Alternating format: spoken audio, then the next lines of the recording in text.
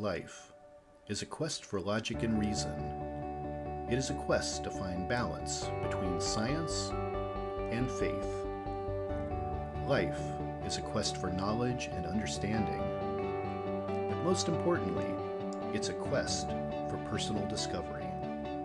Whatever your quest, knowing yourself is the beginning of all wisdom. Welcome to Quest. Hi everyone, I'm your host, Todd Fischer.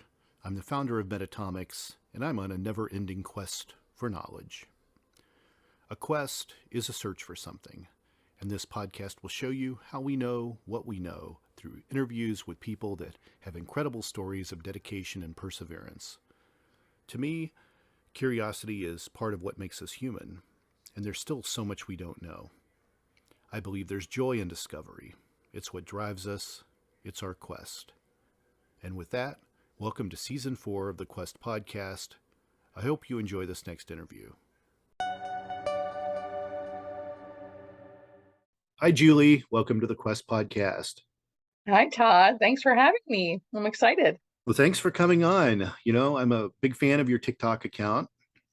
Thank you. Which seems weird to say because It it all deals with death. I'm a big fan of you talking about people dying. It's just weird to say, but it's so, I tell you, if you haven't seen her TikTok, you have to go see it because it's thought-provoking, it's emotional. You know, the way you're able to carry yourself while dealing with death virtually every day is amazing to me, that you're just not in some deep hole of depression. But the way you deliver talking about this is just such a unique thing. And I've seen everything on TikTok, but I never thought I'd see Hospice Nurse, show up on TikTok and have stories to tell about it. But you make it real for people. You make it easy for people to understand what this is, what people are going through. It's so educational and morbidly entertaining in a way, I don't know the exact right word, how to describe it, but to kick it off here, just first off, for listeners that aren't familiar with hospice care or what a hospice nurse does, please explain what you do. Of course. So one, just really quick back to the TikTok thing. It surprises me too, by the way. I'm 39, I'm on TikTok. That's a surprise right there. And the fact that people are actually wanting to listen to me is also a surprise, but a good one, and I'm into it. So what is hospice care and what do hospice nurses do? So to me, this is a little bit of a boring part, so I'll try to make it as entertaining as possible. But hospice care is something that's first off provided by Medicare, even if you're not 65. So it's mostly, it's all the way free, if maybe not. Sometimes if you're under 65, there could be some cost to it. But in general, I say that because it's unified. It's all the same across the United States because it's funded by Medicare. So everyone on hospice should be getting the same things. That's the first thing. And it is end of life care. So it's more comfort focused, and someone who's on it has to be diagnosed from a doctor that they have usually around 6 months or less to live. Now that can be, that's kind of gray. That's gray for sure. People have less time, people have more time. It depends. And yes, you can stay on hospice longer than 6 months. But it is comfort focused, and all the care is done in the home. You are not supposed to go back to the ER. You're not supposed to want to be in the hospital. People can go back to the ER and go into the hospital, but they will be taken off hospice. Can't have both. So that's a very brief description of what hospice is. And what hospice nurses do, depending on if you work in the home or you work in a facility or into a hospice home. Some states have homes where people go into a facility called a hospice home, where there's maybe 10 beds, 20 beds, and everyone there's hospice patients and there's nurses there. I am a hospice nurse that goes into someone's home. So the care is provided in the home. In that case, most of the work falls on the family, unfortunately. The day-to-day care the family is doing for the patient, their loved one.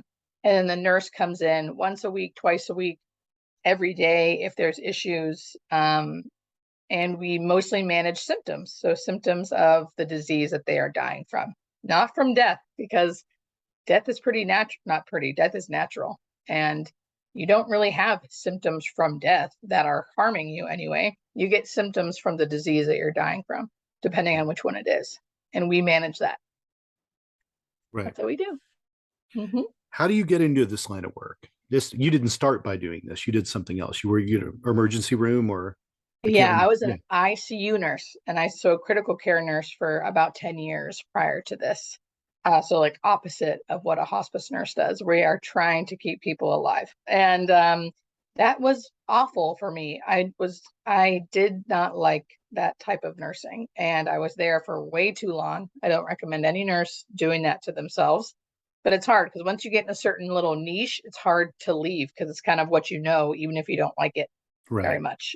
But because of that experience, and I don't regret it because I learned so much. I learned so much there.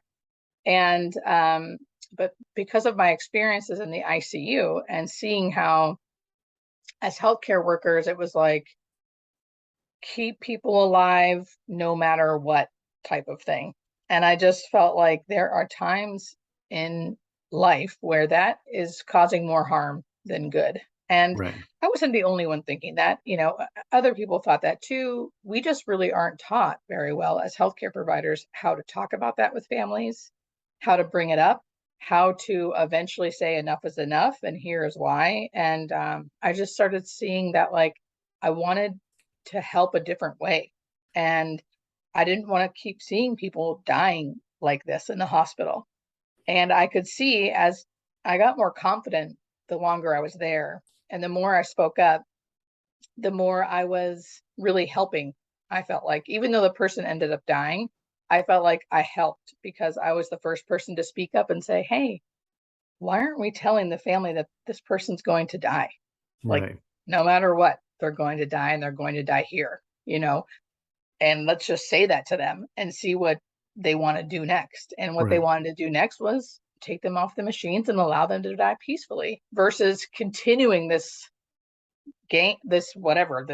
continuous torture of keeping someone alive. Right. So that opened the door to me thinking maybe I'd like hospice. And then one day I just did it. Interesting. Yeah. So you've probably pretty much seen about, every type of way someone's at death's door. Let's talk about some of the things that are common near death. I've got a list of things here I want to chat about. So tell everyone what the rally is. Okay, so the rally is something that, and just FYI, everyone listening, as an ICU nurse, I feel like I didn't really see these things that I'm about to talk about. Once I've been in hospice work now for about 6 years, and the more I do it, the more I'm like, whoa, like you really see some amazing things that the body does, our bodies do. And it's nothing that I'm just saying. Any person who works in this line of work would agree with me. It's stuff that we all witness. And one of the things we witness is called the rally or the surge of energy. I think the technical name is terminal lucidity. And it happens in about 1/3 of all of our patients, usually on palliative care or hospice. And it looks like they are getting very close to being in like the actively dying phase, which means they're very close to death. And then suddenly they have this like burst of energy. And it usually lasts anywhere from a few hours to maybe a few days, usually not longer than that. If it's longer than that, I wouldn't really consider it the rally. It's too long.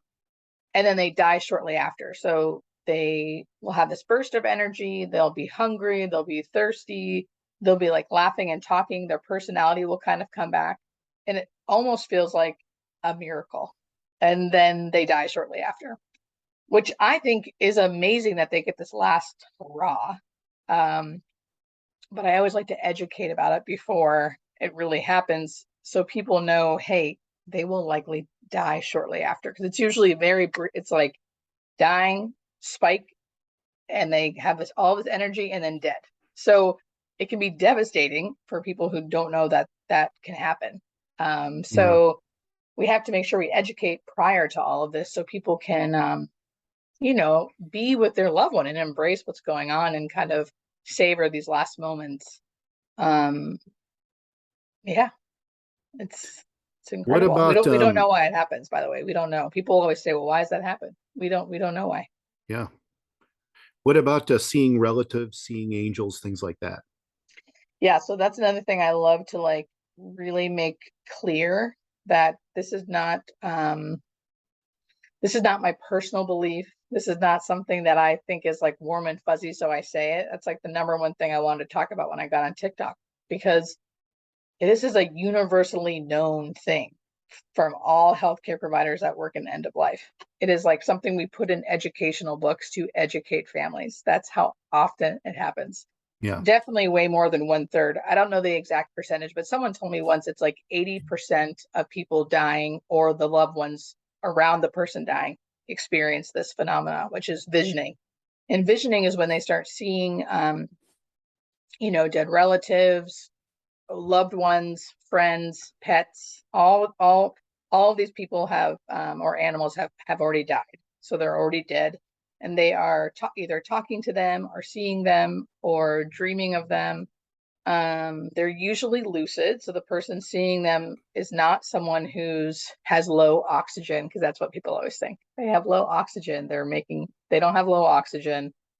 They're usually pretty lucid, so they're not always confused. And it usually happens a month to a few weeks before death. Every once in a while, that's different. Every once in a while, people are confused and seeing these things. But for the most part, people are lucid and awake and just seeing what Yeah. we don't see. It's interesting, across cultures, even kind of that tunnel experience Mhm. exists all over the world. And it's usually circular or it's triangular that people will see. So those Mm. tunnel of lights, many times people coming through those tunnels to connect with you or talk to you, universal experiences across cultures that goes way back, that have been recorded Mhm. thousands of years ago. So it's really Yeah. interesting. It could all be Mhm. biological thing happening, but it is a kind of a universal experience. It's very interesting. That's what This I next, always say too. I always say, I'm not even trying to, because those are always the videos that go viral on TikTok. So you get a lot of hate on viral videos as well as love, right? right? And people think I have some agenda, where it's like, well, no, I don't know why it happens. I'm not even saying it really is happening. All Yeah. I know is that it does. And I see it so commonplace that I barely even remember stories, because that's how often it happens. It's just like another day. This next one is really kind of close to me, and that's predicting their death or choosing when they want to die. And before you talk about that, I want to tell you my experience with this. Mhm. When I was in eighth grade, so I was probably 14 years old, I suppose. My grandfather was in a nursing home.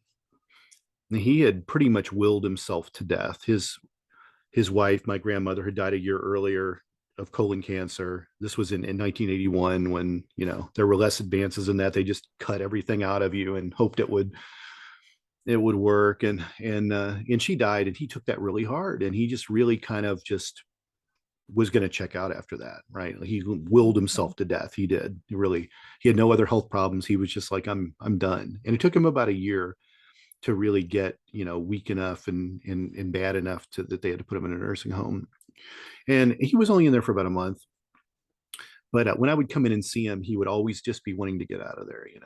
He wanted, can you get a car and take me home? He wanted, it was always what he would say to me.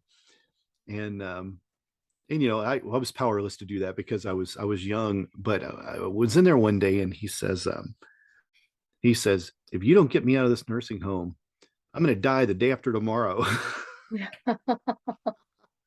So like a little kid, I'm like, what? That's crazy. And why All would you right. pick the day after tomorrow? Day Why would you after say that? tomorrow. Why would you say the day after tomorrow? That's what he said. And and I think I told my dad that. And 2 days later, his sister is in there with him, and he says, Mary, what time is it? And she says, well, why do you want to know what time it is? And he says, because I want to know what time I died. And those were his last words. he did. He No. died the 2 days later. And I was just like, wow. So See, that's my story. wow. Wow. See, even though I've witnessed this several times on my own, not through family members, but through patients, it still always blows my mind, especially especially when people really choose. They really, I mean, I don't see it that often, but I've seen it. I mean, it just blows my mind. I had a lady who, I tell the story, but she did not look like she was close to death. I mean, close to death on hospice terms, right? She looked like she had a few months left. Who knows? She was in the gray area of like looking really good. So it was hard to know when she'd die. And she was just making blueberry muffins or something with her caregiver the night before, and she went to go to bed, and she started saying her goodbyes to her caregiver. And her caregiver was kind of brushing her off, like, "Don't say stuff like that. What are you talking about?" And she was like, "No, I'm tired. I'm going home tonight. I'm." She didn't say dying. She kept saying, "I'm going home tonight." And she called her son in, said her goodbyes to her son, and made her caregiver promise to take care of her son because her son had some needs, like where he couldn't care for himself. Sure. And then she died. And then she just died that night. Mm. She went in the next morning and she was gone. And I was like, wow. And I've seen that several times. So some people, for some reason, know or choose when they're going to die. I just had a patient recently today who said to me he wants to live until his son gets married, and I wasn't sure when that was because he looks like he's pretty close to death. And he said, "Oh, it's the 28th, so only a few days from now." Mm. So I was like, "Oh," I was thinking to myself, "Good, because I think you're going to die pretty soon." And I have a feeling this guy will die the day after his son gets married. I bet, Wow. just because people get it in their head and they'll do it. And then I also see, usually introverted people will wait till everyone leaves, or really, really private people or prideful people will wait till everyone leaves so they can die alone. Um, I've seen people hang on for very long periods of time until everyone arrives. That was actually my next Um, question was, about waiting for everyone to come in the room or waiting for everyone to leave. Animals do that too, which is a really weird mhm. thing. Animals will either want to go off and die alone, or they'll wait for everyone to show up and then they go. I know. And whenever I do my videos about this, veterinarians always write into me and say a lot of the things that I say humans do, they see animals do as well. Mm. So the waiting, or the waiting till everyone leaves, the rally, um, the thing we call the death reach or the heaven reach. I don't like to say heaven because not everyone believes in it. So the death reach, where people are Mhm. reaching up, they're holding someone or they're reaching for someone. She said, veterinarians say animals do that. I'm like, Wow. wow, that's yeah, it's incredible. Yeah, I've had multiple experiences with animals, um, particularly cats that have done that, have waited for Mm-hmm. people to either show up in the room or be able to kind of say their goodbyes to everyone, and then they check out. It's very odd. You Mm-hmm. mentioned the death reach. Um, what about the death stare, the death scream, the death growl? Let's talk about those things. Yes, yes, yes. Oh, that's good. This is good because um here in general, we don't talk a lot about death, and we don't see it a lot, especially anymore in the past few decades. I don't know, since the 1920s or something. We kind of removed death from the home for the most part. Sure. So we don't see it, we don't talk about it, increases fear. And a lot of normal things that people see at the end of life, they associate it with something bad. This can't be right because they're just not used to seeing it. And really, it's all normal. That's half the reason why I started going on TikTok. I really wanted to explain to people that most of the things they're seeing that their loved ones are doing at the end of life are all very normal. They just think they're bad because they're not used to seeing it. So the death stare, first off, we can't really close our eyes at the end of life. Usually, sometimes people can, but it takes muscles to close and keep our eyes shut. So all those muscles are either weakened or they're just super relaxed. So your loved one's eyes will be open or partially open, but not really looking at you. Sometimes they are not like that. You can tell they're blinking, they're still kind of conscious, but they're just staring off into a corner, and they will not stop looking at that corner no matter who's in front of them. And we call that the death stare. Sometimes they'll do that and then they'll do the death reach, or they'll do that and they'll smile, or they'll do that and they'll say mama. It just depends. Again, we don't know why it happens, but it happens a lot and it's really normal. And the scream or the growls or the silent scream, which, I mean, it all sounds awful, but it is normal. And it's like, why do these things happen? We don't know. But what I can tell you is, to me, it's the body, right? We are a body. There's a part, if we can believe there's a soul, we can believe there's consciousness, but also there's a biological body that is us, Right. our flesh and blood. And when that is shutting down, that's what's happening. Like, certain things are moving and turning on and turning off and shutting down, and our body is just going through, like Barbara Carnes, who I love, she's kind of like the pioneer of hospice, talks about the laboring process of dying.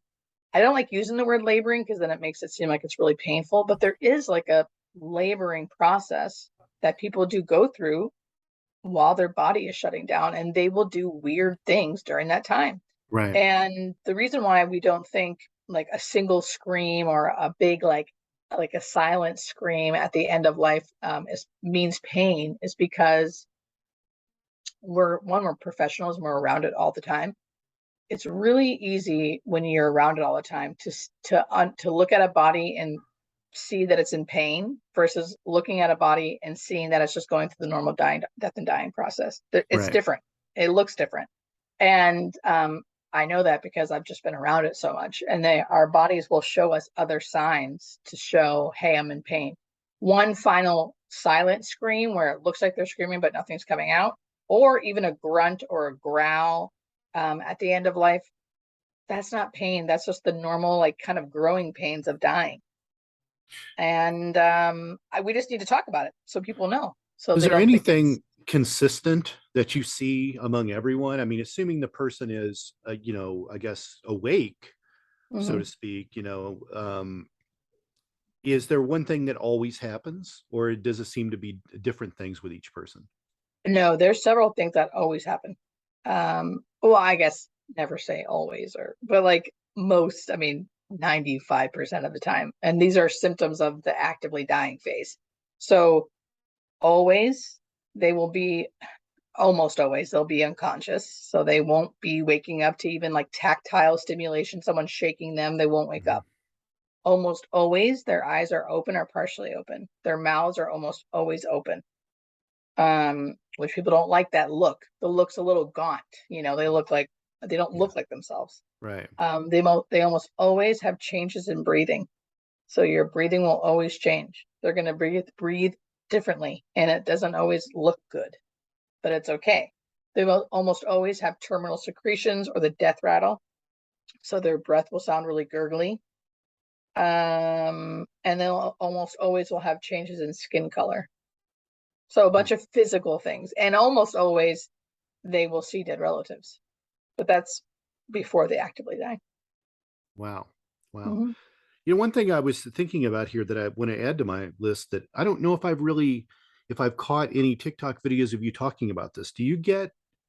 How often do you get last words? Mm, it's really hard to know because you don't know they're the last words usually, because you don't know they're like, because usually when someone's still talking, they usually have a few more days after that. They usually Gotcha. aren't like blah blah blah blah blah and then die. It's like you're not aware that those are going to be the last words. So how much Yeah. I personally don't often get last words because um by the time I see them, they're either talking a lot and I don't know they're dying yet, or they're saying it to their family, or by the time I see them, they're not speaking. Sure. Yeah. I did have one guy. This was kind of a funny / crazy story. I walked into a patient at a skilled nursing facility, so no one was there, and I walked in and he looked like he was sleeping, and I was going to go introduce myself and like check him out, and he threw his body up, which made me scream because I was not ready for him to whip his body up. And he grabbed my arm and he said, "I'm dying, baby," and then died. See, And then that's movie died. style right there. That's how it is in the Yes. movies, right? Movies have been lying to me all these years.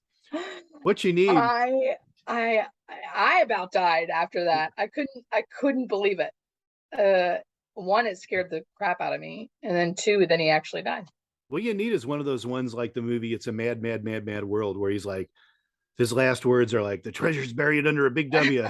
It's under a big I W, I tell you, and then he just know. dies. Or like someone giving me like crazy confessions on their deathbed. People Oh always no. ask me that. I wish I had crazy It's confessions. it's weird because think you have to have a sense of humor about talking about this. Otherwise, it would just be this would be the most grim conversation ever. Yeah. Well, I mean, not to me. I mean, I could, if you want me to, I can go into a whole thing about why it's not, but I, yeah, I like weirdly love this topic. I could go on and on if you couldn't Um, tell. you had a video about marbling. Hmm. So tell everyone a little bit, because this is a little bit more, maybe not so much like seeing visions of relatives and stuff, but really kind of a physical manifestation of what the death's coming. Tell everyone what marbling is. Okay, so it's marbling or modeling with like two T's, modeling.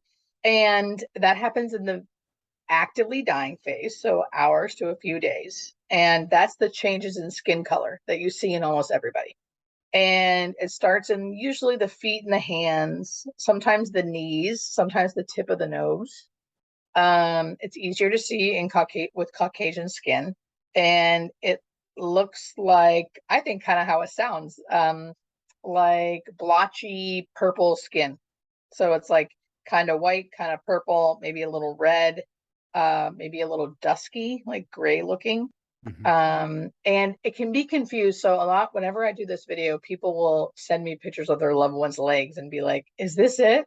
And it looks a lot like cardiovascular disease or peripheral vascular disease. So if your loved one's like healthy and walking around, but has like modeled looking skin, that's not modeling. That's something else. Modeling happens, because they're also dying.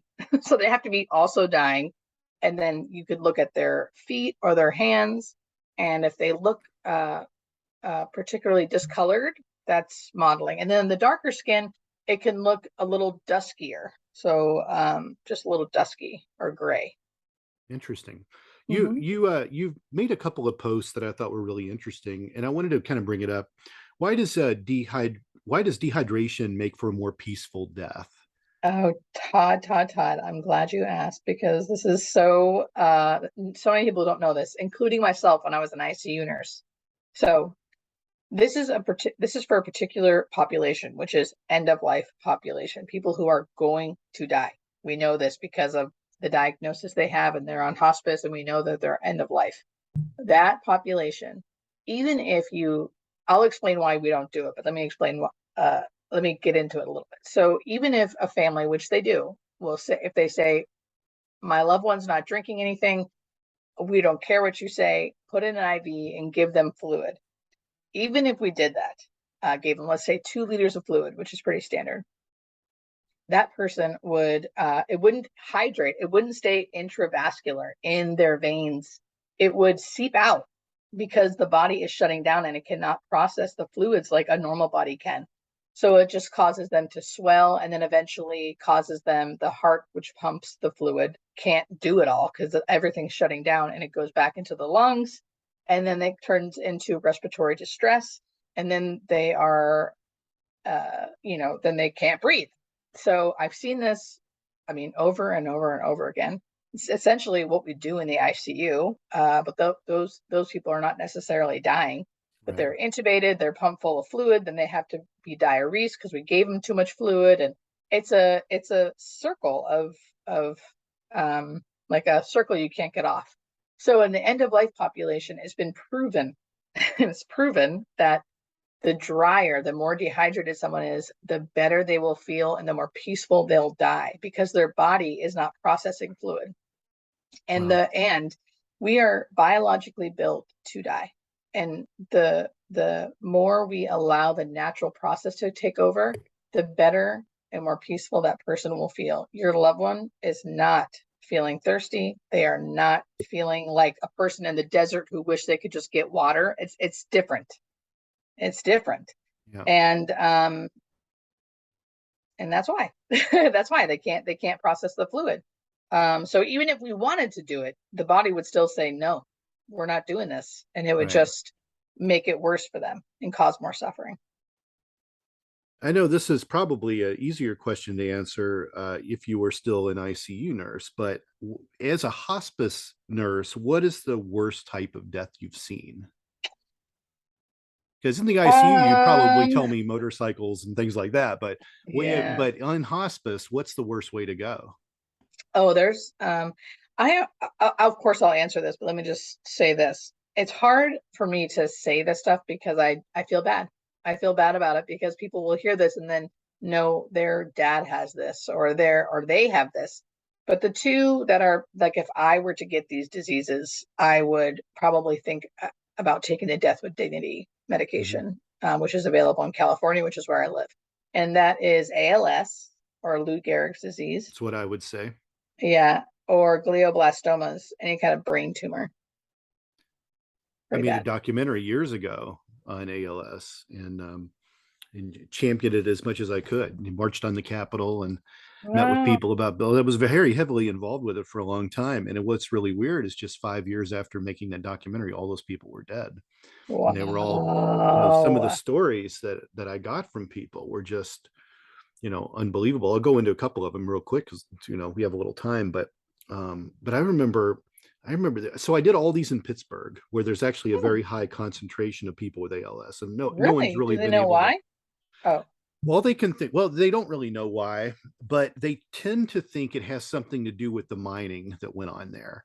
That people generationally have, junk in their systems from grandparents that worked in mines, and just the general all the toxicity of all that stuff in the water for years and being around it. They think maybe that these heavy metals and things might have been a cause for it. But Pittsburgh has traditionally had a higher rate of ALS than most places. So the ALS Association had set me up with several people to interview, document their stories. And the first man that I interviewed was talking about how he used to travel a lot with his wife, and he was fairly early on with it. He lost control of his arms, but he told a couple stories that were really interesting. He told me the story about the first time he tried to get out of bed and his arms were just gone that day, and he rolled out of bed. But he talked about trying to survive with it and how he could use his body weight to open doors and things like that. And they changed all the knobs to be latches, and he was trying to make do. But one of the things that really broke his heart was traveling, and he couldn't fly anymore. And he mm, mentioned that the airlines are exempt from the Americans with Disabilities Act, so he couldn't go in a restroom without someone helping him. And of course, they're not required by law to change the bathrooms in an airplane so that someone can come in to assist. So it was like really interesting things like that I got from it. There was a woman who was essentially, paralyzed from the neck down from her ALS, and she had the best spirit of anyone I met. Just was just interested in being around her kids as long as she possibly could, even though she had zero quality of life. Like, no, she wow. couldn't do anything, couldn't move, had a ventilator. Like, I mean, she just was. It was like the worst spot for her to be in, and everyone had a different phase of where they were at with it, but it just terrified me. Like, Hmm. this is not. I don't want to be locked in. Like, I don't want to be Hmm. in a place where I have no use of anything. Like, it's the worst for me. It's I mean, that's the thing too, is like, I feel like a lot of people who are in, who are terminal or in hospice, like they don't want to be pitied, right? Like they don't want pity. That's probably a bad feeling too. And it's really hard for me not to like pity them. I mean, but it's just hard for me to, yeah, you just have so much empathy and so much like, it's just hard. It's even hard to be around. It's hard to be around even as a hospice nurse.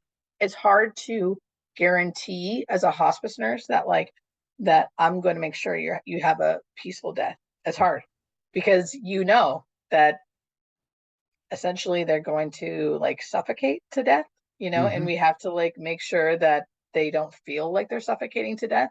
So to have those conversations, and like those are the people that like I have really good boundaries with work and with work, hence why I can do my job. So it's not my everything, and like I really cut it off when like work is done, and I have a whole life outside of this, except for patients with like ALS, or like I just feel like I will bleed to I will like break skulls if I have to like make sure that they get what they need, because it's just horrific. and Yeah. to watch it and to know that you're kind of the one or partially the one who's responsible to make sure that they're comfortable is like, whew, it's a big responsibility. And I don't take it lightly because I want to make sure they're okay. Yeah. Yeah. It's such a touchy thing too, known Yeah. cause, really no known cures, hardly any treatment at all for it. Just Mhm. it's a mystery disease out there. It's really unfortunate, but that's not, my best features are my brain and my mouth. So smother me with a pillow if I can't use those I anymore know. because I know. I don't have anything else to give at that point. But um, so let's get into, so when I was doing that documentary, which has been many years ago now in the late 90s, Dr. Kevorkian was still alive, the doctor Mhm. of death. And for those listeners out there who aren't familiar with who that is, this was someone who would assist you in a suicide. And Dr. Kevorkian wound up being jailed for pretty much the remainder of his life for doing that. So this begs the question, do you believe assisted suicide should be legal? And you've mentioned there are states that offer end-of-life medications. What are end-of-life medications, and how do you feel about assisted suicide? So, one, I like to change the wording to medical aid in dying because, in my opinion, it's not suicide. In my opinion, they are dying, and we're giving them autonomy to choose when they die. Mm-hmm. I believe it's a right that everyone deserves in the United States, in the world. I mean, I'm American, so I guess I'll just talk about the United States, but in the world, I think we all deserve it. But um, so I'm all for it. I'm all for it. I think it should be a federal law that we all have the right to. I think and I'll go into what the law is and all that, but like in general, I think it's still there's still too many things, too many boxes you have to check to be able to get this medication. And as of right now, where it's a little different than what Dr. Kevorkian was doing, because Dr. Kevorkian was injecting his patients with something. Mm-hmm. So he was technically killing them because he was doing it. Right. Now, we're not doing that. We are providing someone with a powder that they have to mix or their loved ones can mix and they have to drink it. So, and then they die. And I've witnessed this and it's beautiful and it's peaceful. And I am so happy that our organization is a part of this program. And the criteria, so it's 11 different states technically. Montana's the 11th state, but you have to go through the court system to get the medication.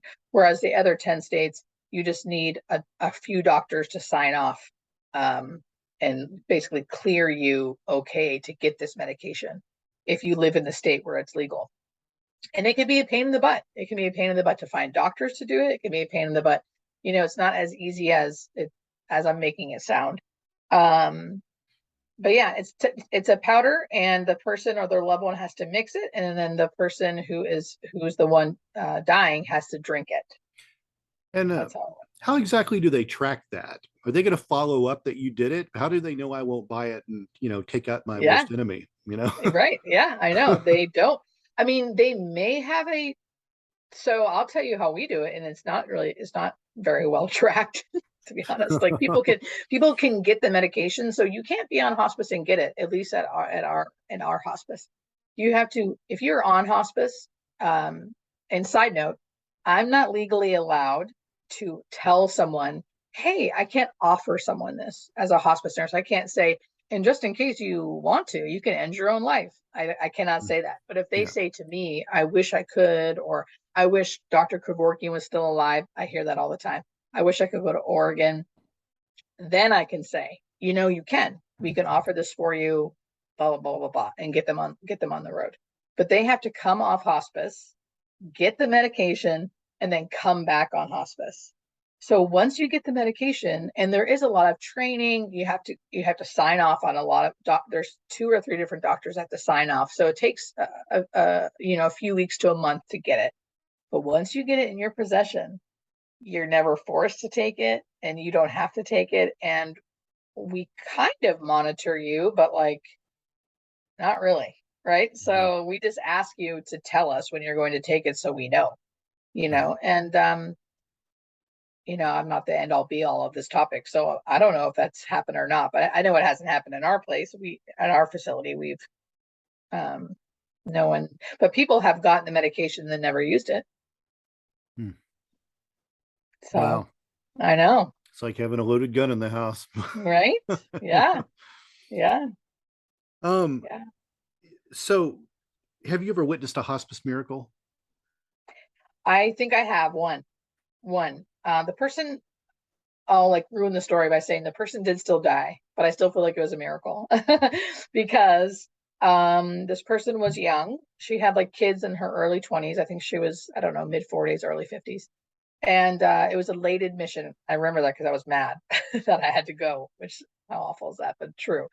And I went there and then I immediately was like, oh wow, this person's actively dying. Meaning I thought the way she looked, I thought she would die that night.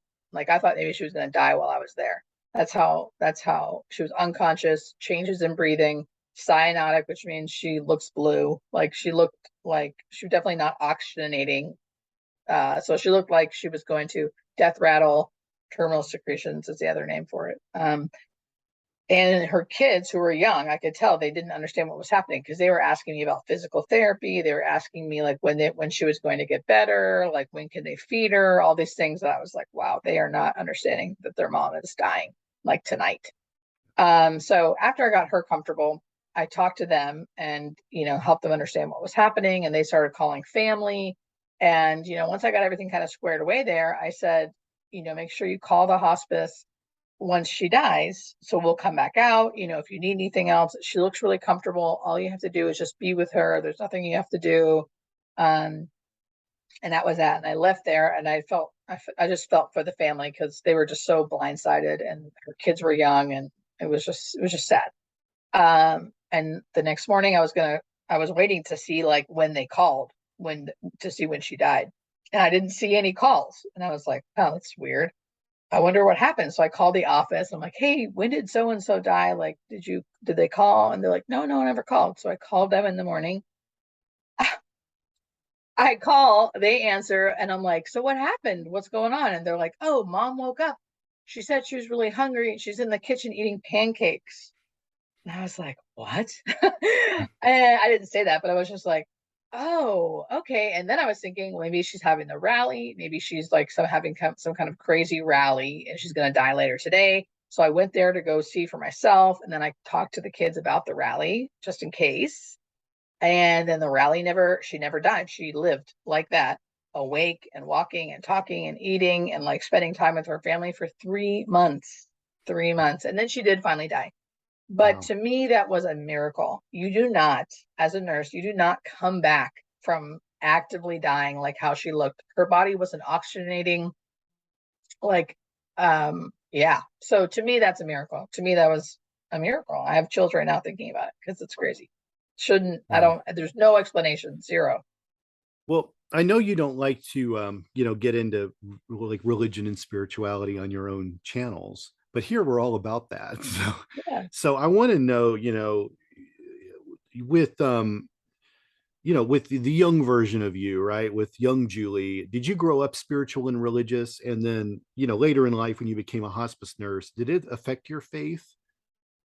So young Julie grew up Irish Catholic, and so we were definitely that it was very like we're Irish Catholic, whatever that even means, right? Mm. So I just knew that word was like thrown around I a kind lot. of figured from your last name that might be. Yeah, right. Yeah. So it was very like we're Irish Catholic, which Mm. I don't really even know what that means, but like, like we had uncles who were priests. Like my mom grew up in a family of eight. Her brother went to the seminary to become a priest. Like it was a thing, which he never got ordained. That's a whole other fun story. But um he's a really, really unique, awesome guy. But so I grew up in Catholicism, not super strict though, but we were like baptized and I had first communion and all that. And even then, as a little girl, I was really interested in not having the words, but like definitely spirituality and like existentialism. I mean, I was like 6 years old, like wondering where we came from, like what happens when we die, like who, I was asking like, why are we here? What's the Mhm. purpose? Like even as a little girl. And I can remember feeling good after leaving church. Like I never wanted to go, but after I left, I felt good. Yeah. And yeah, so then so I've always been interested in spirituality in general. I feel like I became a little more religious in my 20s, where I felt like I would consider myself a Christian, where I was like really into Jesus, like read the Bible a bunch, went to church all the time. Um, so I love me some Jesus. And then the more I like learned about Jesus and really studied that and did a bunch of meditation retreats and like developed my spiritual side, the more I was like less related to Christianity, but more into Jesus. And that's what I've ridden, that's kind of the wave I ride now, just a generalized higher power thing, where I feel like all of us are connected. No one religion is better than the other. That's where I lie. And through hospice, I've already had a really strong spiritual background anyway, and all hospice has given to me is more like, yeah, I think I'm right. I think I'm right. I don't see like all Christians having a good death or all Muslim people having a good death. Or, I mean, if anything, I see everyone doing the same thing and kind of having the same experience, and the feeling tone around everybody dying is the same. And it just makes me feel like we're all going home. We're all going to a place that is going to feel more like home than it does here. Yeah. Does that answer the question? Was I a little wordy on that one? No, you did. So I'm assuming you believe in an afterlife. Yeah, I do. So do you believe there's a soul that leaves the body at death? I guess so. Like I always say, I think this is a good thing where I don't have like a super strict belief where like I have to defend it, right? So if someone was like, no, there isn't a soul, I'd kind of be like, okay, whatever. Or like, I want to call it consciousness. I'd be like, okay, I don't. Sure. So do we have an actual, I think there's like a consciousness. That's what I relate to the most, is a consciousness of like, that would leave. And I don't even know if it's really leave, but maybe change or transform into something else. Like, so I do think, I guess you could call that a soul. I do think we don't die, our body dies, but whatever the consciousness is, I don't think does. Interesting. Well, Julie, this has been a great interview. Just it's so fun to talk to you about these things. Just there's so many stories you have. And I've spent hours on your TikTok, and even this is this is still amazing to be able to chat about this. How can people find you out there on the interwebs? Well, I am like across the board as Hospice Nurse Julie on Facebook, on YouTube, on Instagram, and on TikTok. So I'm kind of doing all different things on all the different platforms. So whatever one you're most comfortable with, you can find me at Hospice Nurse Julie. Well, great. Well, I hope you come back and do another one of these. Yeah, this is fun. This time flew. Yeah, I'm going to think about all kinds of new questions that I want to know. I love it. That are going to be even more obscure, and see if you can answer them. But I do appreciate your time, and let's talk soon. Okay. I love it. Thanks, Todd. Take care. Bye-bye. Bye.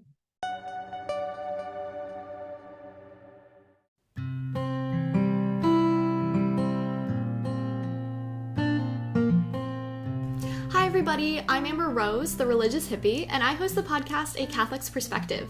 Join me every 2 weeks as I release episodes targeted towards helping young Catholics navigate their ever-changing secular world while staying strong in their faith. Whether you are a Catholic or not, all are welcome here. So if this is something that interests you, feel free to tune in. You can find A Catholic's Perspective on Spotify, Apple, or wherever you listen to your podcasts. I hope to see you there. Bye! Thank you for listening to this podcast. Please be sure to rate and review this episode. This podcast is produced by Todd Fischer and Anthony Smith and is distributed by Metacortex Publishing. This podcast is copyright. Any previously trademarked or copyright content is used by permission. Information and opinions stated in this podcast should not be construed as medical advice. Please be sure and visit the official website for Metacortex Publishing at metacortexpublishing.com or find us on social media for other unique content.